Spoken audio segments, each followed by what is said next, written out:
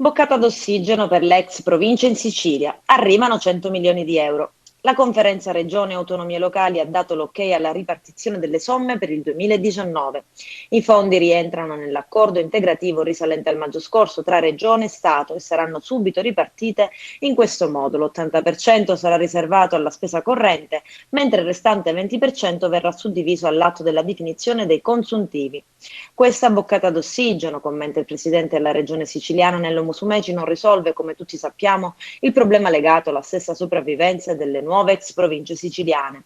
Lo Stato ci dica finalmente cosa intende fare dagli enti intermedi, prosegue Musumeci, e non solo in termini di finanza locale, ci dica Roma a chi vuole affidare le competenze delle province, a cominciare dai 17.000 chilometri di strade, e che sorte vuole riservare alle migliaia di dipendenti costretti a vivere nell'emergenza.